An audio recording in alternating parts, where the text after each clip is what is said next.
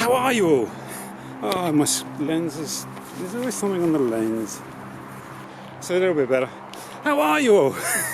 Take two. How are you all?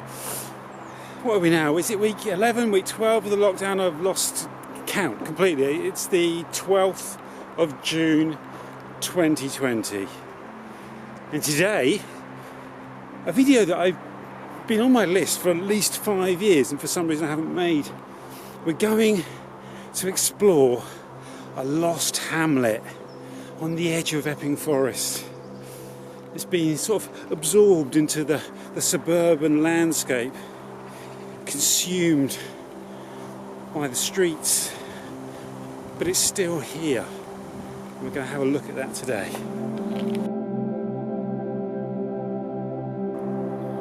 It feels as if it's going to bucket down any minute. The heavens are about to open, I feel. There's a certain kind of charged energy in the atmosphere just before rainfall, isn't there?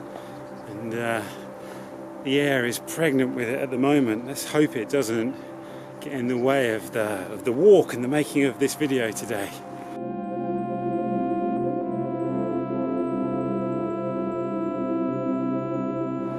So this is the majestic Eagle Pond, the real crown jewels of the lost hamlet of Snaresbrook. Now really just a corner of Wanstead, but once a really attractive little hamlet right on the edge of Epping Forest. In the 1880s there was boating on the Eagle Pond, and in the winter there'd be ice skating. It's an enormous 8 acres apparently. Just on the other side of the Eagle Pond there, we can see the building which Snaresbrook is best known for, Snaresbrook Crown Court.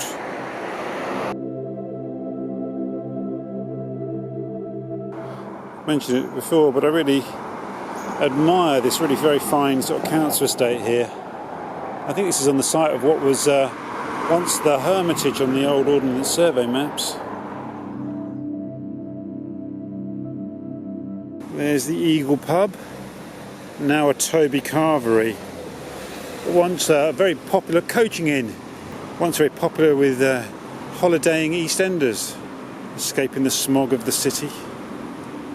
So I was just about to say how the name Snaresbrook is derived from what I was about to say is the lost river of the Sayers Brook. And then I saw it trickling away in this ditch here. I thought this ditch here was a dry ditch, but actually no, you can see the waters of the Sayers Brook running alongside the path here in this little culvert.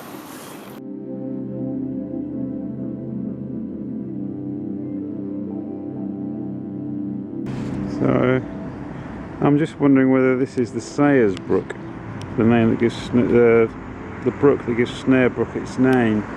It runs down. This is parallel to Woodford Road, and it also then ran past the law courts, where there is actually more water in it there. I thought actually it was just a drainage ditch for the overspill from the Eagle Pond, but seeing it here, it definitely looks like a brook, doesn't it? It goes back up here. So the Sayers Brook is a tributary of the glorious River Roding, and I believe it enters the Roding down around the edge of Wanstead Park. I actually don't know the course of the Sayers Brook, and so it could be a good walk to do on another day, but it's not a very terribly long walk. It's just a walk that goes down through Wanstead Village and into Wanstead Park. So this is probably as close to Snaresbrook Crown Court as we're going to get today, I think. But it's a really kind of impressive, imposing Gothic Victorian building, with the foundation stone was laid by Prince Albert, Queen Victoria's husband, in 1841, and the building was actually opened in 1843 by King Leopold I of Belgium. That's not the King Leopold who committed the atrocities in the Congo, that was his son. And it was built as an infant orphan asylum. Just go a little bit further up Hollybush Hill towards South Woodford, and then we'll double back. I did this walk the other night, and it's a really glorious walk. I don't know where we'll end up. We could go anywhere really. We could branch off into the countryside, because of course until about 150 years ago this was all countryside around here. There's a really magnificent building up here. I want to show you that. It's a really beautiful building.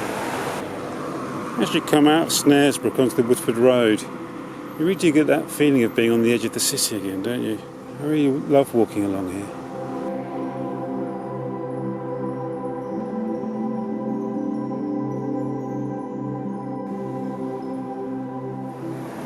So I think you've got a kind of gated community over there, where that car's just trying to go in.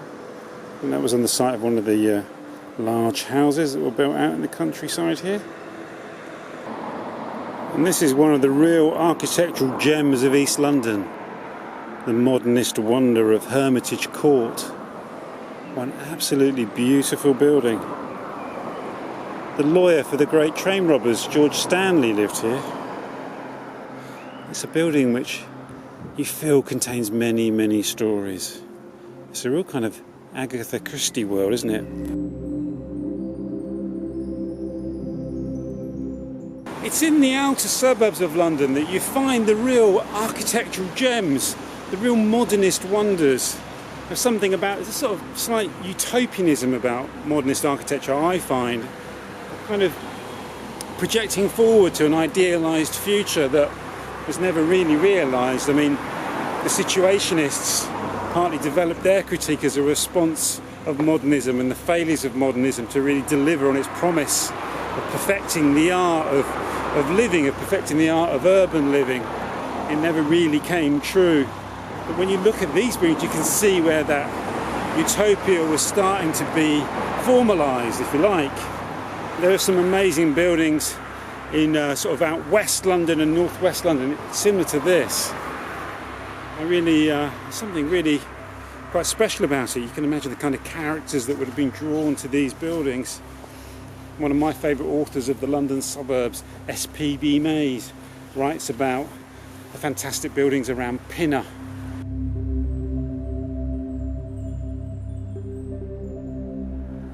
These poor old oak trees here that would have once been part of the forest have now been cut off from their brethren.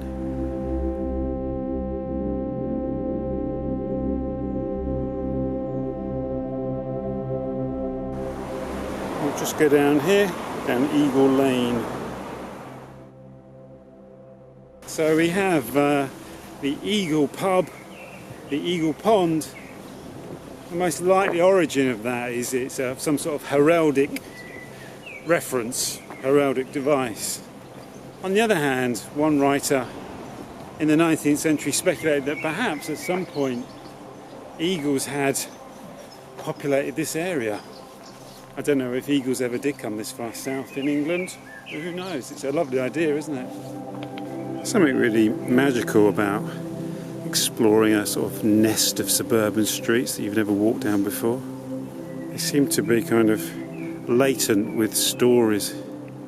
I very belatedly started discovering the work of the late Mark Fisher and the idea of hauntology, which is a term coined by Jacques Derrida, the French philosopher, but popularised by Mark Fisher. And it's interesting, that idea of the ghosts of lost futures. There's something very potent about that, and actually something very, very meaningful. I kind of recognise the signs of it in the landscape around me and in the culture. Really, it's to do with culture. That idea that 21st century culture has become untethered from time. But you also see it, I think, in that kind of modernist architecture. You see there the ghosts of a lost future, a future that never arrived. And there are a few things as romantic to me as a subway.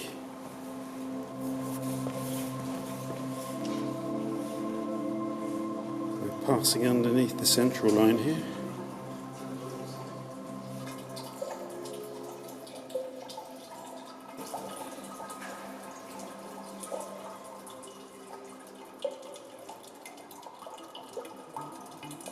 Of course, when you go into a subway like that for the first time, you have no idea where you're going to emerge. You have no idea what's at the end of this tunnel. What world will you be thrust out into? Who knows? Let's find out.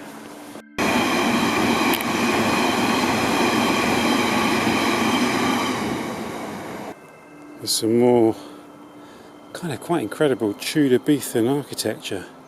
Again, I think this probably dates from what, I don't know, somewhere between the 40s and 50s. Harking back to a kind of golden age. You can see the naming convention has been carried on here. Falcon Way leading to Osprey Close and Eagle Court. All kind of quite majestic birds of prey.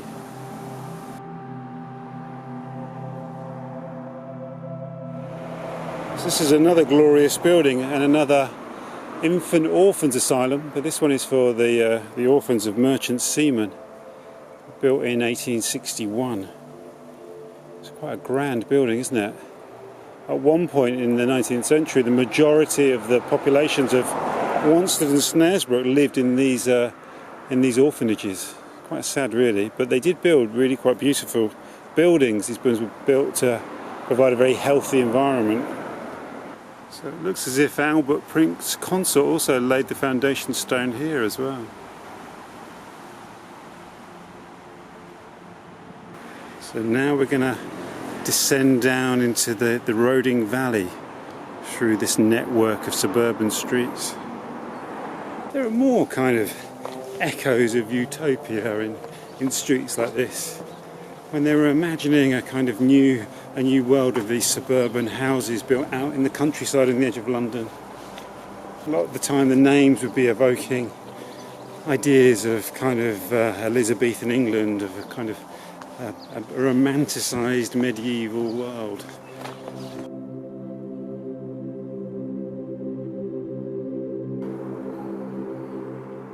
The pylon, benevolently looking down over the streets, feeding all these little houses their electricity.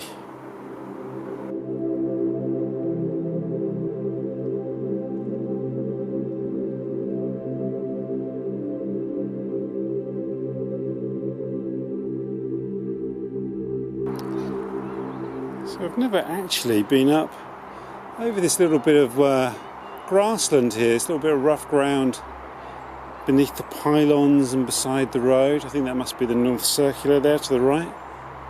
So it's as good a time as any to go up there together, eh? I wasn't actually going to go this way. I was going to go up beneath the motorway and then over the River Roding to Roding Lane South, but I have to grasp these moments when they come. I don't know why I've never walked up here before. Maybe because my focus has always been on the Roding and I've always overlooked this area. It's really beautiful. I really love discoveries like this, when you just seize the moment, follow your nose. Who knows where we'll end up?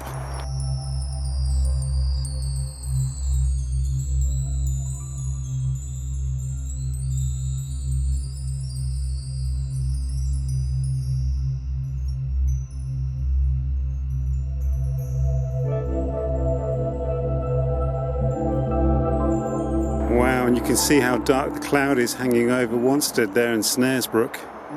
It's looking back to where we've just come from. That could all be about to dump down on our heads.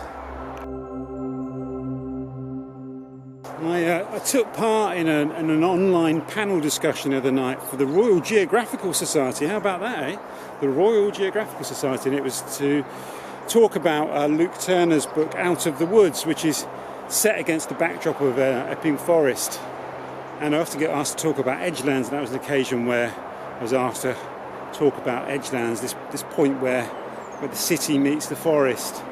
And this place here, I mean, this is classic edgelands here. You know, we've just come down from the suburban street. You've got the kind of resonant, buried histories, the little forgotten stream there, the little brook, the Sayers Brook.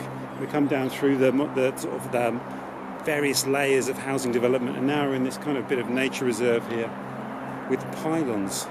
It's really, really magical, isn't it? I'm going to be honest with you, I've done a million walks along the River Roding and around the River Roding, and I had no idea this was here. And it's really quite extensive, isn't it?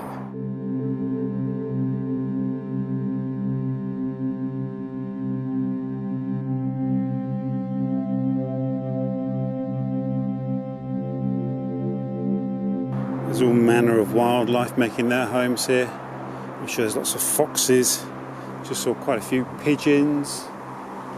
Might even have the odd muntjac deer that's found its way down from Epping Forest. There's a little patch of woodland here beside this narrow path. Behind me, some teenagers getting drunk in the playground. And these trees are mature enough, I think, to have remembered when this was all fields before the road was barged through and modernity came knocking on the door. This path has suddenly become very dark. We've gone from hauntology to just straightforward haunting now. Well, I have to say, this is fair blown my mind. I have an inkling now of where I am. I think over to my right is the River Roding, and I think we're coming up to Charlie Brown's roundabout. This is one of the reasons I love this kind of wandering around as much as I do. I mean, I love experiences like this when you think you know a place, you think you've mapped it thoroughly, and suddenly you just don't find a little tiny corner. This quite expansive area that I had no idea was here. I've walked all around the roads, all around this and the footpaths. I had no idea this area of woodland was here. It's really magical. You never know. You go out for a walk. The unexpected is lying just around the corner. All you have to do is take that path you've never taken before, and a whole new world opens up.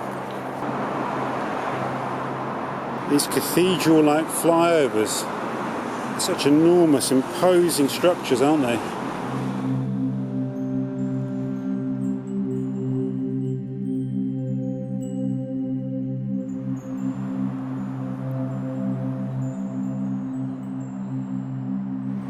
So we're at Charlie Brown's roundabout here, and I've walked through here in a number of videos. I'll post links below to my river roading videos. But I don't know if I've been along this road here. So, in the spirit of following unfamiliar paths, let's go this way. This is Chigwell Road.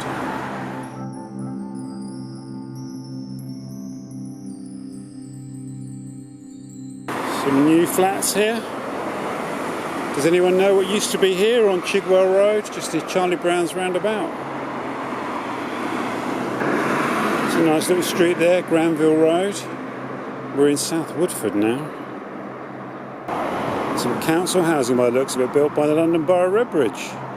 Redbridge is helping to tackle the capital's housing crisis to provide all Londoners with good quality homes they can afford. Well, there's little rows of shops, Prime Tiles, Has and Ollie, Breakfast Bar, the Barbers. So it's Friday today, it's the 12th of June, and on Monday is when non-essential shops can open. So I think basically from Monday, I think all shops can open. So London's going to feel very different next week, I think.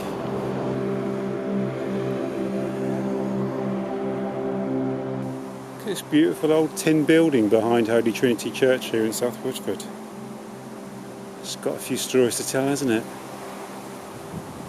So coming here now to this wonderful church, Holy Trinity, South Woodford, has brought us back onto Herman Hill. So we've kind of gone almost full circle now. So it's a good time to wrap up the video. I'm just going to walk back down Herman Hill, retrace my steps, and then back down to Leytonstone, cook dinner for the family. Anyway, thank you for coming on that walk with me. It's been a real pleasure to have you along. Thank you to my supporters on Patreon, it's hugely appreciated. Thank you so much to everyone that's coming here every week to watch the videos, those of you that have subscribed to the channel, that have left comments, and as ever, I look forward to seeing you on the next walk, wherever that may be.